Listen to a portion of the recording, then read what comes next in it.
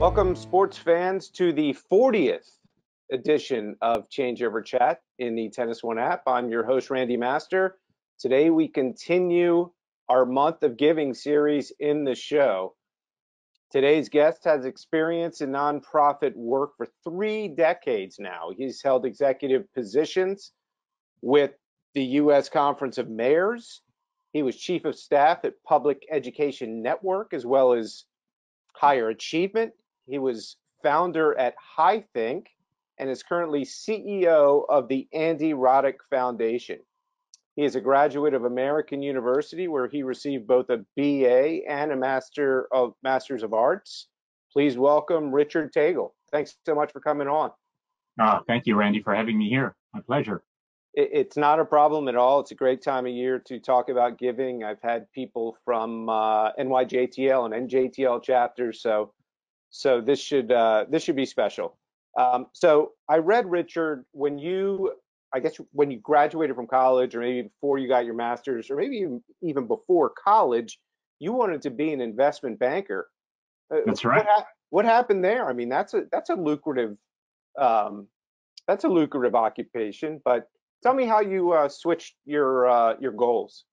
Sure. No, when I was growing up in Manila, a lot of my aunts and uncles were in finance, and many of them were investment banking. I had an aunt who worked for the Asian Development Bank, and a couple of uncles who was in Washington, D.C. working for IMF.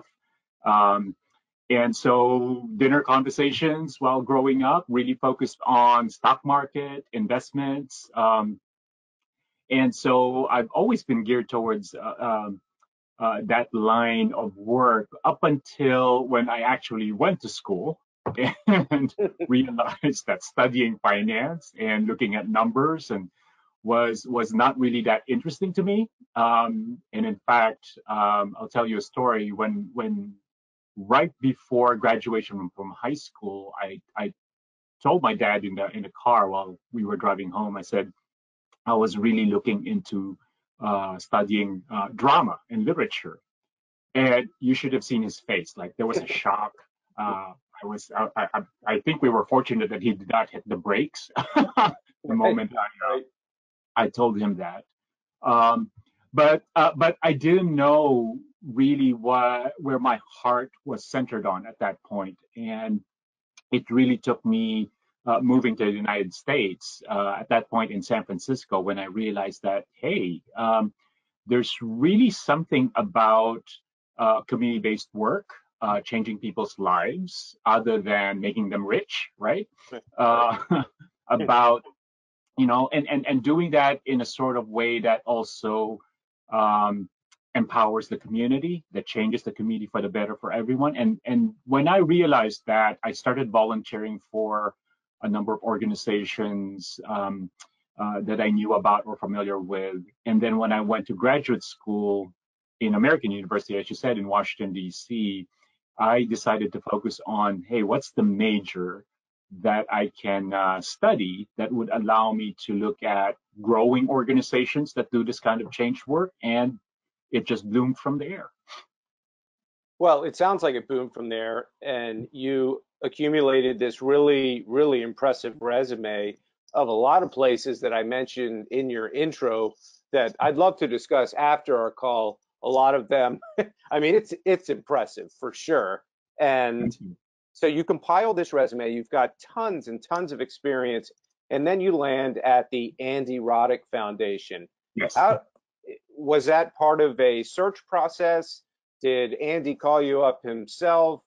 Was it a traditional interview?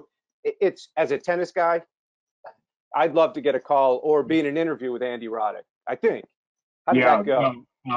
A friend of mine actually, right after stepping down from being the CEO of Higher Achievement, after about, I think 7 or 8 years, I decided to be a consultant to other nonprofits around strategic development, and that's when I founded HiThink. And then one of my friends knew about this search that the Andy Roddick Foundation was doing, since Andy moved to Austin, moved back to Austin where he grew up, decided to take the foundation with him from Boca Raton, Florida to Austin, Texas. and at that point started looking for a new executive director or CEO to really make the foundation become a professionally run foundation. Right. Right before that, before 2012, it was really him, the family, really managing a lot of pass-through grants that would raise a lot of money but redistribute all of it across youth serving organizations across the country.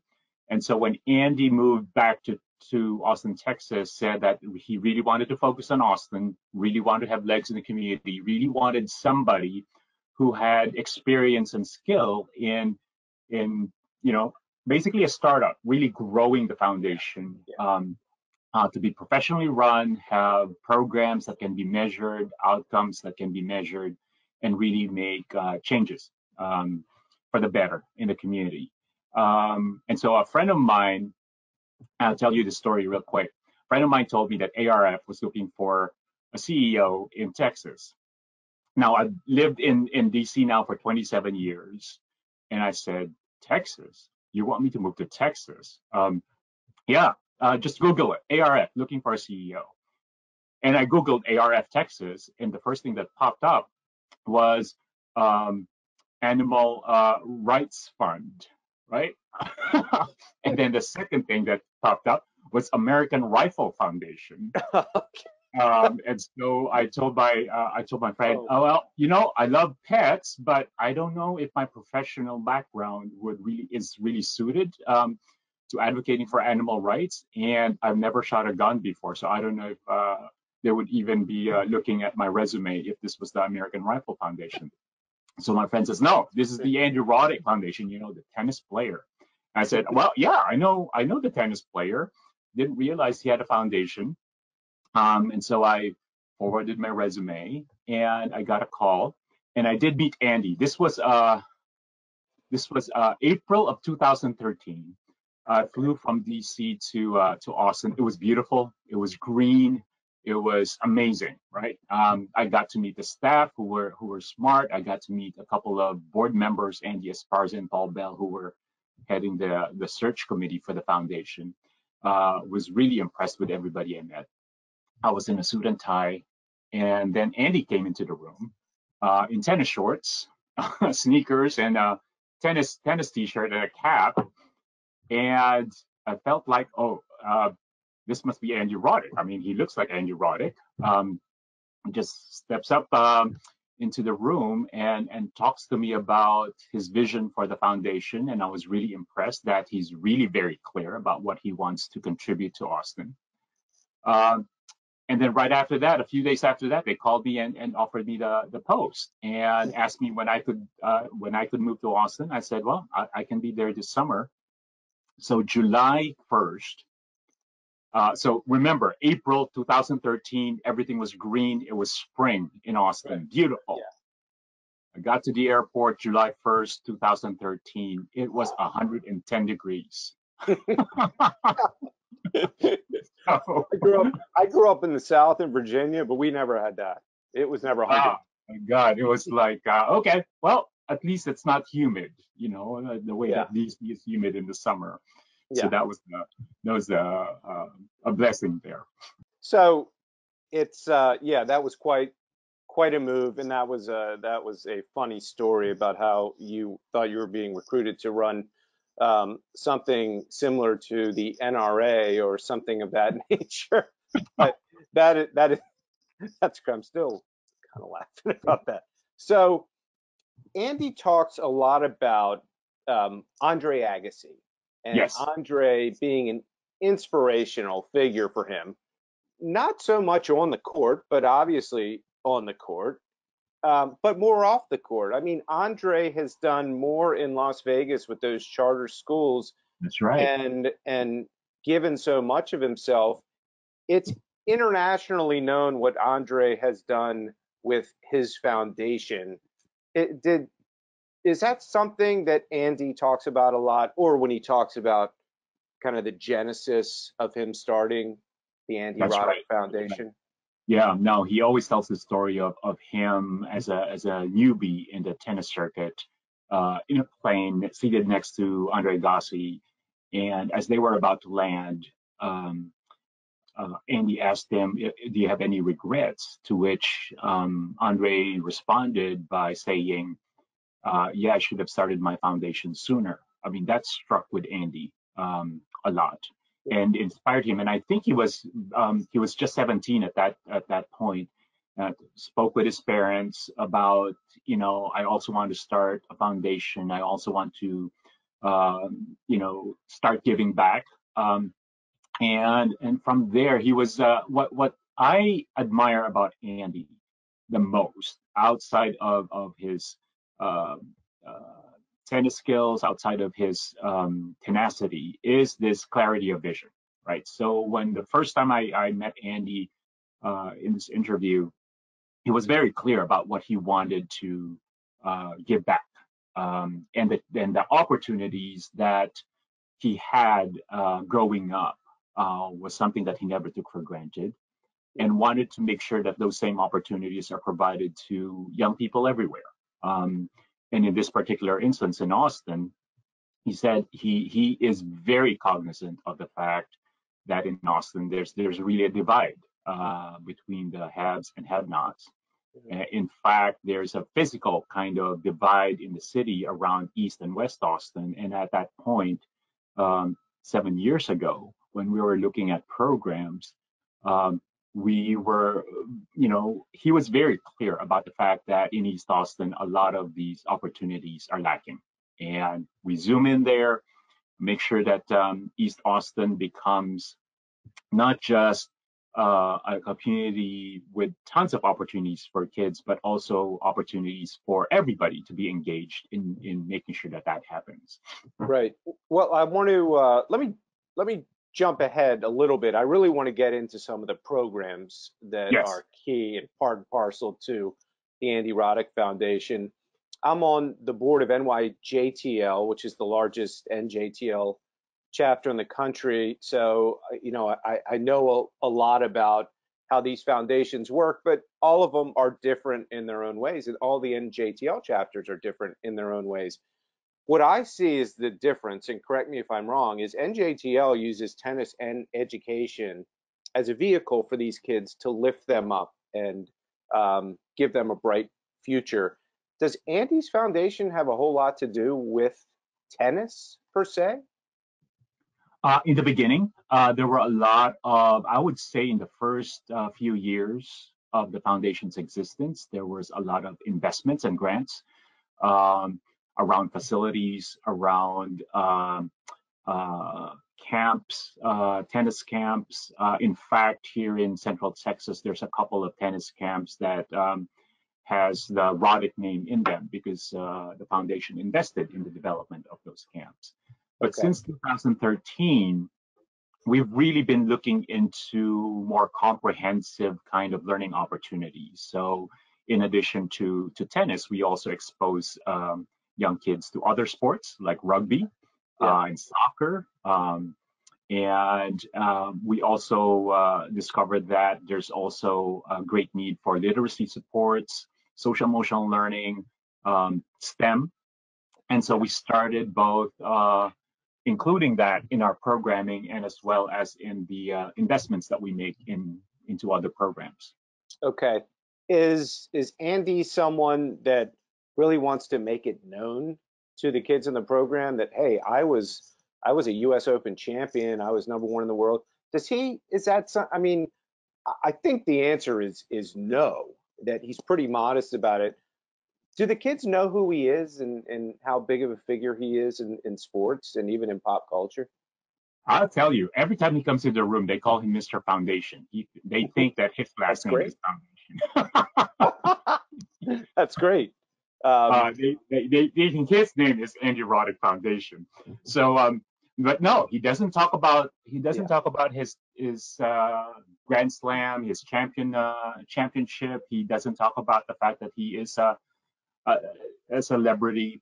Uh, Andy will be the first one to tell you that is really the last thing on his mind. He knows that those things fade and people will forget that he was a tennis player, but he really wants to instill in people's minds is that anyone can really make a difference, right? So he wanted to make a difference, but he wanted to make sure that people also understand the message that you don't have to be a celebrity or a superstar athlete to be able to do this. There's various ways of being able to um, change the community for the better, and this is his way, and he wants people to really remember that that's really a greater part of who he is now, as opposed to just being a champion tennis player. Right. Well, is it also your goal, and this is just kind of my observation when I see these foundations, Serena Williams and Roger Federer obviously has an enormous foundation, as does Andre. Do you as a whole and the board and Andy, do you try to keep your work a little bit under the radar? Because this isn't about promoting Andy Roddick. This is about kids and their growth. Am I right in that people don't know too much about the foundations, and that's kind of by design?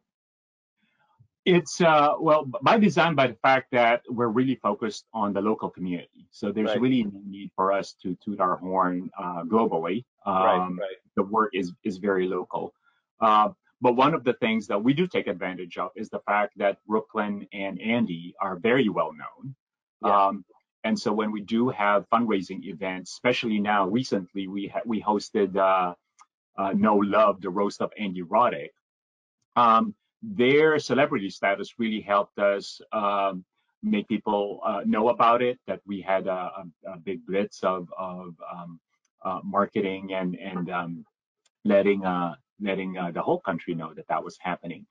But for fundraisers, for events, it does help that Andy and Brooklyn has the connections. They have the connections around the press and media to pay attention to, first, to who they are, but also what they do. yeah, Um, but overall, what we really want to tout is not just about Andy and Brooklyn, but really more about the results yeah, that we generate for the kids. yeah, yeah. So that Well, that we want to make sure people know about.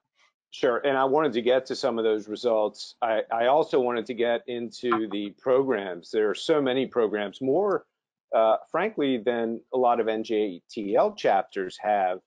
The the two programs, and we could talk about programs for a long time. The two programs that I'm most interested in hearing about are your summer programs Yeah. and your spring break programs. These are types of quote vacation programs. Give the kids something to do. If they can't go away to, the beach or what some of their cohorts at that age are doing in Austin. Tell me about some of those initiatives. Sure. So when we first, one of the first things that we had to do when Andy moved the foundation from Florida to Texas was we really need to find out um, where could we make a difference, what area in youth development and youth supports can we really contribute in. And as I mentioned to you, when we looked at the map of Austin, Texas, that the east side really was lacking in a lot of these kinds of summer and spring break learning opportunities. Yeah, And so we took advantage of that. We put a lot of capital in making sure that kids in East Austin would have something to access to during the summer. We found out that the summer learning loss is quite dramatic yeah. for kids in underserved communities and low-income neighborhoods, that they could lag behind as much as 2 to 3 years by the time they're in sixth grade, Wow. um, in comparison to their more affluent peers. And so we really focused on this expanding opportunities in summer, after school, and spring break. So we partnered with elementary schools and piloted at that point in 2014 a 5-week summer learning program and we brought different community partners. We brought an arts program, we brought a literacy program, we had a STEM program. So it was really an ecosystem of different community programs that we exposed the uh, elementary school kids to. And it was so much fun. It was so engaging. Families really loved it, that we had very proud of this, that we had a 98% attendance rate on a daily basis.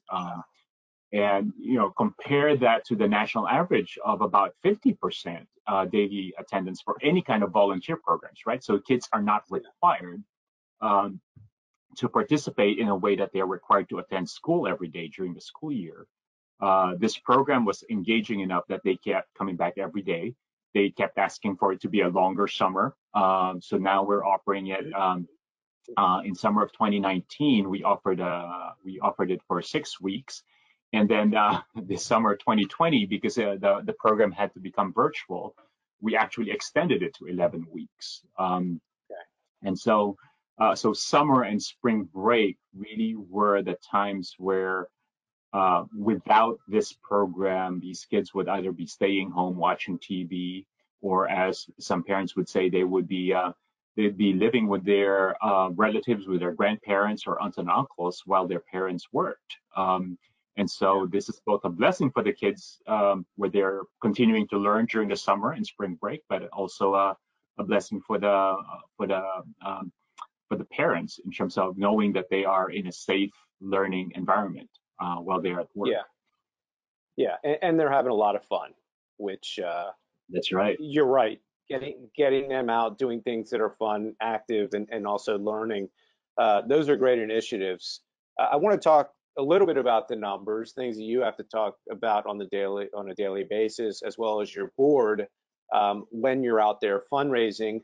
How many kids roughly, I don't know if you have an exact number, how many kids roughly are being affected in a positive way by the Andy Roddick Foundation right now? I'm not talking about historically, but right now, how many kids?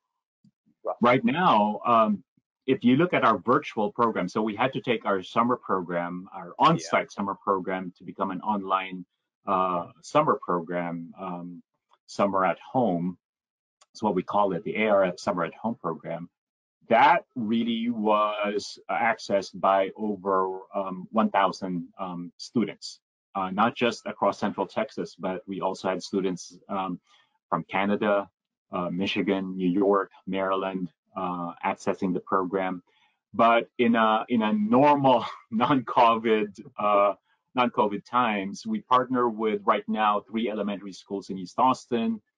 There's about anywhere between 270 and 300 kids participating every summer across these 3 schools. But at the same time, during the school year, our partnership with these elementary schools continue with after-school programs, and a larger number of students participate in those after-school. So on an annual basis across these 3 schools, we serve anywhere between 350 to 450 students a year. Yeah, those are great numbers. And then as far as fundraising goes, I read on your website the number since Andy started the foundation is about 20 million. That's right. And how does that, have the numbers been pretty consistent? I'm assuming the numbers keep going up year by year. What do the numbers look like now on an annual basis? And again, just in general terms, I don't need to see the books per se. Yeah, no, we have about an annual budget of about $2 million a year. So that's our average. Some years are better than others. Half of that, or I would say about 75% of that is really geared towards programming. And we also invest in other after-school programs. Like I said, we partner with the Austin Independent School District, so we also provide them with funding to make sure that after-school programs are provided to these partner schools. And then we spend about another 400. We spend about 150,000 for the summer program alone per site. Okay. On an annual basis. Okay. And then you have the spring break expenses in there as well. So, but on an average year, we spend about 75 to 80% of our budget on programming. Okay. And then getting back to Andy.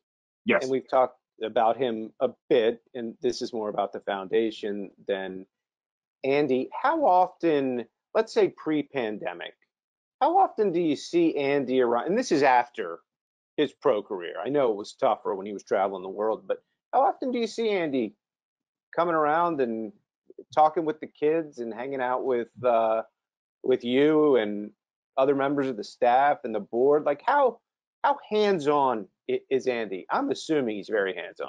Oh yeah, he's very hands-on. He's very much attuned with what's happening during the summer. He basically is at the school at the beginning when we open. He's there, meeting the kids, meeting the parents. He goes around all the three school partners. Um, he plays sports, teaches sports with to the kids. Gets to meet the parents as they drop the kids off or pick them up to go home. Uh, he's very much in contact with the board and the staff. He participates in our monthly staff meetings, and then he and I basically we're if we're not having coffee together, we're on the phone almost every other week. Yeah. Just him catching up on a lot of things that are happening, what's going to be happening down the road. With COVID, that has been tough. So a lot of virtual meetings, but he's always keeping in touch, sending me texts, what's happening? Are we raising money? Are we still doing things? Are we continuing programs? All those things. Yeah. But he's very much hands-on and engaged, especially when we have to deal with, a lot of tough issues like right before summer, do we continue with programming? Do we provide it online? We don't know how many of the kids would be able to access our program. We provided it online, and we didn't expect to be able to quadruple the number of kids that we're able to reach. So these things, he deliberates with us. Yeah. And then you talk about Andy, and then Andy has a very close family. It's no secret. His relationship with his parents, Mm-hmm. his two older brothers, and then obviously his family with Brooklyn and their kids. How involved, first of all, his parents and brothers and other members of his family must be so proud of him. Maybe more proud of him than they were during his tennis career. I mean, I can't say that for sure, but I'm sure there is a lot of pride in what he does. How involved is the extended family and immediate family involved in the foundation? Brooklyn is very much involved. Yeah. His wife is very much involved with the foundation. She hosts our spring luncheon, our spring bruncheon, as I stand corrected. Um, and she's very much involved in a lot of outreach to their celebrity friends, to give in time and effort to the foundation. As far as the family is concerned, I know his mom was actually leading the foundation and making some core decisions during the first 10 years, and now retired. And so I'm pretty sure she's really proud as to where the foundation uh, has gone to and now expanded its reach and its work. I've not met his two brothers, but I know that they're also talking about the foundation's work. Yeah. Yeah. I've heard them speak about it, so I'm proud that they're proud of the fact that Andy was able to have this vision and to be able to lead the growth of the foundation's strategic work to the point Yeah. where we are now. Yeah. And it has such a future, these foundations. That's right. They just get bigger and bigger over time. Here's the question I've been waiting to ask. Yes. Richard, are you a tennis player? um, I played tennis in high school. Okay. Well, And that's yeah, not yeah, bad. every summer, my parents would sign us up, me and my siblings, to a sports lesson every summer. And so one summer, I think it was my first year or second year of high school, they signed us up to tennis lessons. And I told my dad, I don't like it. I hate it. I hate it. I'd rather go swimming, right? Swimming was my go-to sport. And so but I continued to play tennis. So years later, 2013, when I got the CEO post, I called my dad and I said, "Hey, I have a new job now. I'm going to be the CEO of the Andy Roddick Foundation." He goes, "See, I told you those tennis lessons would pay off." And here's the other question. Are you and Andy out on the court on a regular basis? You taking You those would, 150 mile you, per hour bombs? oh my God, you wouldn't dare play with a tennis player with that caliber. I probably wouldn't dare play with my boss, especially if he's a tennis player of that caliber. I'd be scared shit. Well, what about just clinics, like for the staff and board? I'm assuming he has to get them out there in some way. He is Andy Roddick. Yeah, well, what's surprisingly is most people on the board and most people we do have our chief finance officer is a tennis coach and on the side.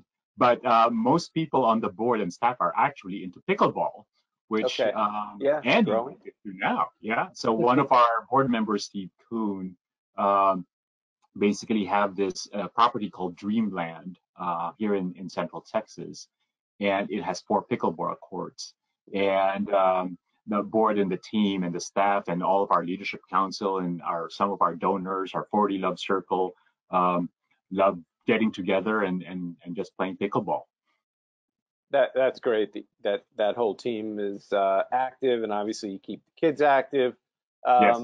But Richard, I really wanted to thank you for your time. Happy holidays. This has been great. I'm a big fan of all of these athletes foundations, whether they're tennis or other sports. But Andy's is impressive, and he shows a passion for it. And obviously, you're the right man for the job. Thank you. Because of your experience, and I can tell you have a lot of passion for it. So thanks so Thank much you. for coming on. My pleasure. My pleasure. Thank you for having me.